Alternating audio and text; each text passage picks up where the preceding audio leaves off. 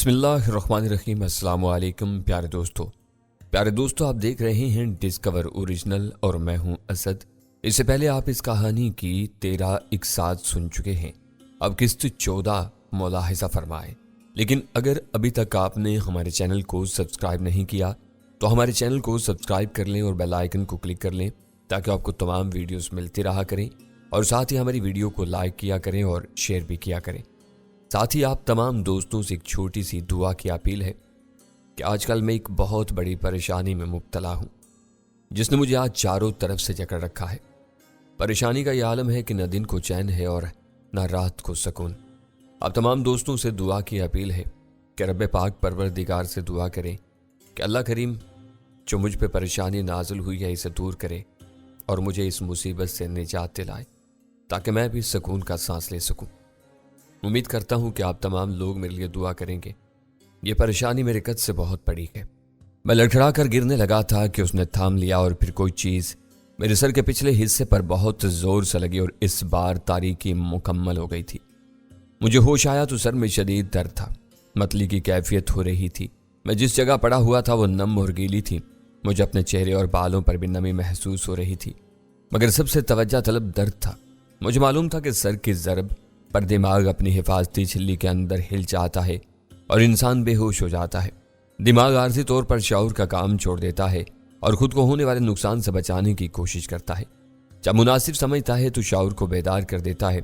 मैंने आंखें खोलने की कोशिश की तो पता चला कि मेरी आंखों पर पट्टी बंधी है। सिर्फ आंखों पर पट्टी नहीं थी बल्कि मेरे हाथ और पांव भी बंधे हुए थे। वह सन्नाटा और खुनकी थी। ऐसा लग रहा था जैसे मैं किसी तहखाने में हूं जहां ऊपर की गर्मी ना पहुंचती हो। मेरे हाथ पुष्ट पर थे और इसलिए मैं पट्टी भी नहीं खोल सकता था। सर का दर्द बेहतर हो रहा था। मतली की कैफियत भी कम हो गई थी। तब मुझे याद आया कि मेरे साथ क्या हुआ था। मैं बेसाख्ता चौंक कर सीधा हुआ तब किसी ने कहा, होश आ गया तुम्हें? कौन हो तुम? मैंने आवाज के सिम्मत सर घुमाया। तुम्हारी तरह मजबूर और बेबस इंसान, उसने कहा। शायद तुमने मुझे आवाज से नहीं पहचाना। मुझे पहली बार उसकी आवाज जानी पहचानी लगी थी, मगर याद नहीं आ रहा था कि कहाँ सुनी थी। फिर सर का दर्द ऐसा जालिम था कि सोचते हुए भी सर में दर्द हो रहा था। इसकी बात पर मैंने जहन पर जोर दिया मगर कोई नाम जहन में नहीं आया। मैंने थक हार कर कहा, भाई मैं इस वक्त सोचने की पोजीशन में नहीं हूं, तुम खुद बता दो। मैंने ही तुम्हें कॉल करके खबरदार किया था। शफीउल्लाह, मैंने बेसाख्ता कहा तो वो हैरान हुआ। तुम मेरा नाम कैसे जानते हो? तुम्हारे मोबाइल नंबर से निकलवाया है और मुझे तुम्हारे मोबाइल नंबर ने मरवा दिया, उसने फरियाद की। इन लोगों ने पकड़ लिया और नंबर देख लिया। इसके नतीजे में यहां पड़ा हूं और मेरा वही अंजाम होगा जो तुम्हारा होगा। मेरे जिस्म में सर से लहरें तोड़ गई थी। मेरा क्या अंजाम होगा? वही जो तुम्हारे भाई का हुआ है। यह सुनकर मेरे जिस्म की सर्दी गर्मी में बदल गई। तुम्हारा मतलब है कि मैं इन लोगों की कैद में हूं जिन्होंने आदिल को मारा था? हाँ, और ये हमारे साथ भी वही करेंगे, इसने खौफजदा लहजे में कहा। मैंने उसकी बात समझने की कोशिश की। तुम्हारा मतलब है ये हमारे आज़ाब निकाल लेंगे? बिल्कुल, वरना ये इतने रहम दिल नहीं है कि हमें अब तक जिंदा रखते। ये हमें मारेंगे मगर मारने से पहले हमारे आज़ाद निकाल लेंगे। ये आज़ाद फरोश है? मैं नहीं जानता, उसने कहा। मैं तो गौहर शाह के पास काम करता था, इसके ताजगढ़ वाले डेरे पर होता था। एक दिन उसने मुझे रावी किनारे एक इमारत में भेजा। इस पर अस्पताल का बोर्ड लगा हुआ था, मगर वहां कोई अस्पताल नहीं है और ना ही वहां किसी मरीज को देखा जाता है। वो बहुत खौफनाक जगह है। मैं कोशिश करके उठ बैठा। फिर वहां क्या हुआ? वहां यही काम होता है। शफीउल्लाह का लहजा सरगोशी आमेज हो गया था। वहां लोगों के ऑपरेशन के जरिए आज़ाद निकाले जाते हैं। तुम्हारे भाई के आज़ाद भी वहीं निकाले गए थे। मेरे जिस्म की गर्मी बढ़ने लगी थी। तुमने देखा था? मैंने सिर्फ उसे अंदर ले जाते हुए उसकी लाश बाहर लाते हुए देखा था। मुझे नहीं मालूम था कि इस वक्त उसके साथ क्या हुआ है। फिर तुम्हें कैसे पता चला? बाद में अखबार से, उसने जवाब दिया। फिर इन लोगों की बातों से? तुम्हें मालूम है गौहर शाह ने मुझे कत्ल करने के लिए बंदे भेजे थे। हाँ, ताज और राजू को भेजा था। राजू मारा गया? लंबे बालों वाला ताज है? हाँ। शफीउल्लाह फिर खौफजदा हो गया। वह बहुत सफाक आदमी है, ना जाने कितने कत्ल कर चुका है। वो ठीक कह रहा था। 2 आदमी तो मेरे सामने उसके हाथों मारे गए थे और इस पर भी उसने डर कर भागने के बजाय हमारा पीछा किया और मुझे मारने की पूरी कोशिश की। वो तो हमारी किस्मत थी जो हम बच निकले। इसके सर पर लगने वाला पत्थर कारी नहीं था, क्योंकि 24 घंटे से भी पहले वो बिल्कुल ठीक हो गया था और उसने अपने सर की ज़रब से मुझे बेहोश कर दिया था। मैंने शफीउल्लाह से सवाल किया, इस वाक़े से पहले तुम्हें नहीं मालूम था कि गौहर शाह ये धंधा भी करता है? नहीं, मैं तो समझता था वो बदमाश है और सिर्फ ज़मीनों पर कब्जे करता है। ट्रावी किनारे वाली इमारत में कौन लोग थे? मैं नहीं जानता। वहाँ 4 आदमी थे। इनमें से 2 को मैंने डेरे पर भी देखा है, नाम मैं उनके भी नहीं जानता। बाकी 2 जो थे वो अजीब सा लिबास पहने हुए थे। कैसा लिबास? शफीउल ने लिबास की वजाहत की तो मैं समझ गया। वो ट्रांसप्लांट सर्जन्स का मखसूस लिबास बयान कर रहा था। इसका मकसद अज़ा को इन्फेक्शन से बचाना होता है। यकीनन वो जगह भी मुकम्मल तौर पर बंद होगी जहां यह काम किया गया होगा। मैंने कहा, वो सर्जन होंगे? हाँ, वही तुम्हारे भाई के साथ अंदर गए थे और जब उसकी लाश आई तो वो बड़े से चांदी जैसे केस लेकर गए थे। मेरे अंदर उबाल आ रहा था और मैं बमुश्किल खुद को कंट्रोल कर रहा था। वो आज़ा महफूज रखने वाले बक्स का हवाला दे रहा था। इसी में आदल के आज़ा ले जाए गए होंगे। मैं बोला तो मुझे खुद अपनी आवाज़ अजनबी लगी थी। तुमने उन्हें देखा था? हाँ, मैंने उन्हें देखा था, शफीउल्लाह ने कहा। इनमें से एक गैर मुल्की था। मैं चौंका। गैर मुल्की? तुम्हें कैसे पता चला? इसके बाल और दाढ़ी गोल्डन रंग की थी, जैसी गोरों की होती है। वो गोरा था? नहीं, वो गोरा भी नहीं था, शफीउल्लाह बोला। नकूश तो उसके यहाँ जैसे थे। बहुत सारे गोरों के नकूश भी देसी होते हैं। इसका लहजा भी देसी था, उसने वजाहत की। कोई गोरा हमारे लहजे में तो बात नहीं कर सकता ना। फिर भी वो यहाँ का नहीं लग रहा था, बाहर से आया है। तब तुम उसे गैर मुल्की क्यों कह रहे हो? बालों और दाढ़ी का ऐसा रंग हमारे यहाँ नहीं होता। इनको रंगा भी जा सकता है। वो बिल्कुल असली लग रहा था। अच्छे तरीके से किया जाए तो बिल्कुल असली जैसा रंग ही आता है, मैंने कहा। इस दौरान में मैंने खिसक कर एक दीवार तलाश कर ली थी। मैं फर्श पर पड़ा था और ये ईंटों से बना हुआ खुरदरा फर्श था। दीवार भी ईंटों से बनी हुई थी। मैंने कोशिश शुरू की कि आंखों पर बंधी पट्टी दीवार से रगड़ कर उतार सकूं। एक बार रगड़ा तो चोट वाली जगह लगी और कयामत का दर्द उठा। अगली बार मैंने सर घुमा कर किनारे से रगड़ा था। पट्टी ज्यादा सख्ती से नहीं बंधी थी और मैं कोशिश करता तो ये उतर सकती थी। हम किस जगह हैं? मैं नहीं जानता। मुझे भी यहाँ आंखों पर पट्टी बांध कर लाया गया है, वो बोला। शायद हम इसी अस्पताल में हैं। तुम भी बंधे हो? मैंने पूछा। नहीं, मैं तो आज़ाद हूँ। मुझे गुस्सा आ गया। तो इतनी देर से बोल रहे हो, मुझे आज़ाद नहीं करा सकते थे? नहीं, उसने साफ कोई से कहा। अगर मैंने ऐसा किया तो मुझे और सजा मिलेगी। इससे ज्यादा सजा क्या मिलेगी कि ये तुम्हारे आज़ाद निकाल लेंगे और तुम मर जाओगे। तुम नहीं जानते उसका लहजा सहम क्या। गौहर शाह कितना सफाक आदमी है। देखने में वो बहुत नर्म और रहम दिल नजर आता है, मगर मैं जानता हूँ असल में क्या है। मुसलसल सर रगड़ने से पट्टी ठीली हुई थी और सिरकने लगी थी। तुम क्या करते थे? मैं एक तरह से गौहर शाह का पैगाम रसा था। इसने किसी को कोई ऐसा हुक्म देना होता था जो वो फोन पर नहीं दे सकता था, तो जुबानी या तहरीरी हुक्म के साथ मुझे भेजता था। इसका मतलब है उसे तुम पर एतमाद था? हाँ, उसने सर्द आह भरी। क्योंकि मेरी बहन उसके घर है। मैं हैरान हुआ। तुम उसके बरादर निस्बती हो? कहां से? उसका लहजा तल्ख हो गया। मेरी बहन उसकी रखेल है, 4 साल से उसके कब्जे में है और तुम बेगैरतों की तरह बर्दाश्त कर रहे हो। इस बार मेरा लहजा तल्ख हो गया। इससे बेहतर था तुम उसे मारते या मर जाते। जब मुझे पता चला था तो मैंने यही कोशिश की थी।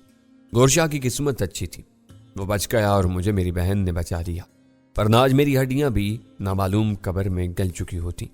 फिर तुम उसके गुलाम बन गए। हाँ, ये सोच करके शायद कभी मौका मिले। उसने ठंडी सांस ली।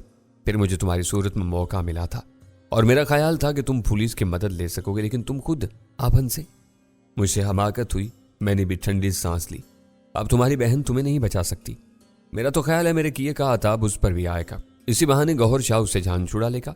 वैसे वो इतने अरसे तक एक औरत को साथ रखने का कायल नहीं है। गौहर शाह है क्या? मैं खुद भी हैरान हूँ। डेरे पर उसका रूप कुछ और होता है, यहाँ वो सिक्का बंद बदमाश बना होता है। एक बार मैं बहन से मिलने मुल्तान रोड वाली कोठी गया तो मैंने वहां गौहर शाह को सूट टाई में 2 मकामी सियासतदानों से मुलाकात करते देखा और वो फराटे से अंग्रेजी बोल रहा था। मैंने पट्टी रगड़ कर किसी कदर उतार ली थी और फिर आखिरी रगड़ा दिया तो ये आंखों से उतर गई। फौरी तौर पर कुछ नजर नहीं आया था क्योंकि यहाँ नीम तारीकी थी। एक तरफ छत के साथ लगे रोशनदान के अंदर शीशे से आने वाली हल्की सी रोशनी इस जगह को रोशन कर रही थी। रफ्ता रफ्ता मेरी आंखें तारीकी से मानूस होती चली गई। ये जगह ज्यादा बड़ी नहीं थी और शायद 10 बाई 12 का एक खाली कमरा था। इसमें सिवाय एक दरवाजे और एक रोशनदान के कुछ नहीं था। फर्श और दीवारें पक्की ईंटों की थीं और इनसे नमी छलक रही थी। बाज़ जगहों पर काई उगाई थी, मगर मुझ पर बाकायदा पानी फेंका गया था, शायद मुझे होश में लाने के लिए। मगर दोहरी चोट हल्की नहीं थी और मैं गहरी बेहोशी में था, इसलिए खुद होश आया था।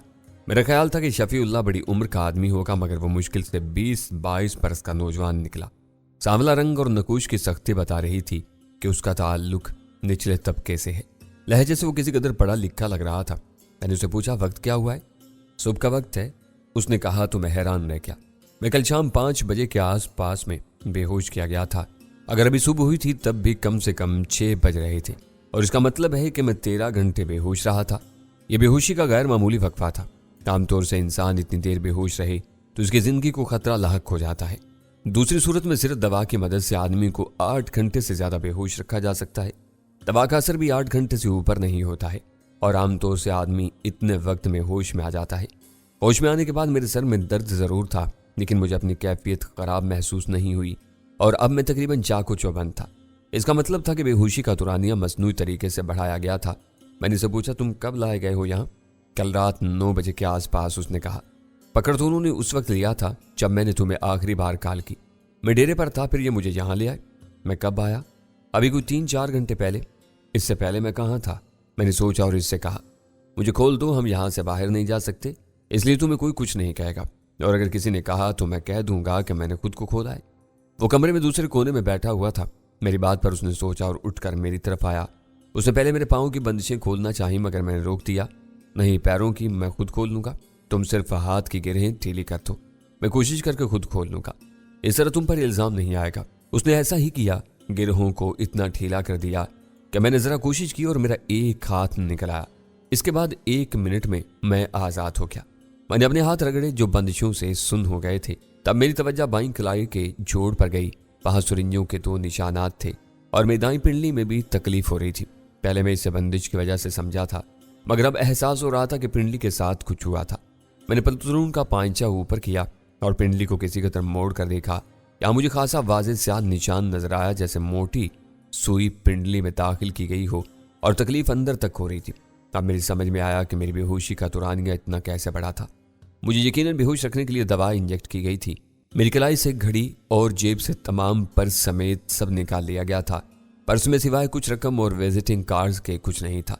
मेरे तमाम डॉक्यूमेंट शादाब के घर में रखे बैग में थे। मोबाइल भी गायब था। सबसे अहम चीज शादाब का पिस्तौल था। मैं इसे अपनी हिफाजत के लिए लाया था और मुझे इस्तेमाल करने का मौका ही नहीं मिला।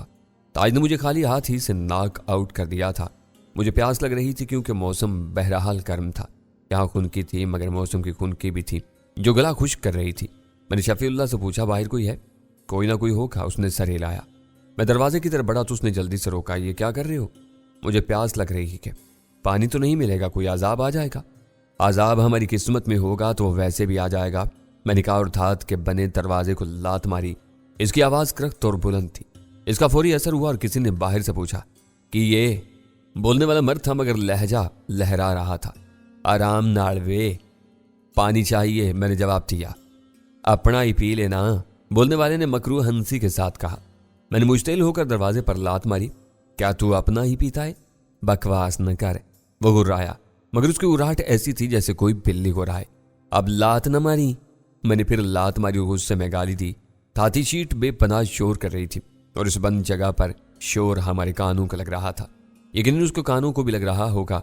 अच्छा दिलाता हूं, उसने गाली देकर कहा। शफीउल्लाह खौफ से मुझे देख रहा था। उसने कहा, ये बालाजी है, बहुत जालिम आदमी है। बालाजी कौन? अब मुझे पता चल गया हम कहाँ हैं। हम इसी अस्पताल में हैं और बालाजी यहाँ का निगरान है। तो तुम कह रहे थे कि यहाँ किसी को नहीं जानते हो? यहाँ आने से पहले नहीं जानता था, अब जान गया हूँ। उसने ठंडी सांस ली। तुम्हारा मोबाइल नंबर लेने के लिए मुझे कितनी जासूसी करना पड़ी मैं तुम्हें बता नहीं सकता। ऐसा लग रहा था ये अस्पताल खास तौर से नाजा फरोशों के लिए था जो यहाँ मजबूर और बेबस लोगों के आजाद जबरदस्ती निकाल कर इन्हें मौत के घाट उतार देते थे। मैं शफीउल्लाह से सवाल करने जा रहा था कि लोहे का गेट जरा सा खुला और एक 1.5 लीटर कोल्ड ड्रिंक की बोतल अंदर गिरी और फौरन दरवाजा बंद हो गया। बोतल में पानी था। मैंने ढक्कन खोला और पहले सूंघा। पानी की मखसूस महक थी। फिर जरा सा चख कर देखा, तब भी सादा पानी ही लगा। इसके बावजूद मैंने सिर्फ घूंट लिया और देखने लगा कि इसका क्या असर होता है। इन लोगों का क्या पता था कि पानी में बेहोशी की दवा या हमेशा की नींद सुलाने वाला जहर मिला दें। मैं शफीउल्लाह के पास आ बैठा। क्या यह अस्पताल गौहर शाह का है? मैं नहीं जानता। मैंने बताया ना कि यहाँ पहली बार आया था जब तुम्हारा भाई यहाँ आया था। गौहर शाह ने तुम्हें किस काम से भेजा था? उसने मुझे इस गोल्डन बालों वाले गैर मुल्की के लिए लिफाफा देकर भेजा था। तो इससे कैसे साबित होगा कि यह अस्पताल इसी का है? तुम इसकी फिक्र मत करो, ये सोचो कि हम कैसे बचें और यहाँ से निकलें। उसने काम की बात की। मैंने रोशनदान की तरफ देखा। दरवाजे के अलावा एक यही रास्ता था जिससे बाहर जा सकते थे, लेकिन इसके लिए जरूरी था कि एक तो सीढ़ी हो और दूसरा मैं बिल्ली हूँ तभी इसी रोशनदान से बाहर जा सकता था, क्योंकि ये मुश्किल से फुट भर चौड़ा और 6 इंच ऊंचा था। जमीन से इसकी ऊंचाई 9 फुट के लगभग थी। अगर हम कोशिश करते तो हमारे हाथ इसकी चौखट तक नहीं जा सकते थे। दरवाजा लोहे का था और इस पर लाते मारकर मुझे अंदाजा हो गया था कि वो बहुत मजबूत था। इसकी शीट तक नहीं दबी थी, हालांकि मैंने बहुत कुव्वत से ठोकरें मारी थी। फिलहाल यहाँ से निकलने का कोई रास्ता नजर नहीं आ रहा था। मुझे पानी का घूंट लिए 10 मिनट से ऊपर हो चुके थे और अब तक इसके कोई असरात रुनमा नहीं हुए थे, इसलिए मैंने अल्लाह का नाम लेकर पानी पिया।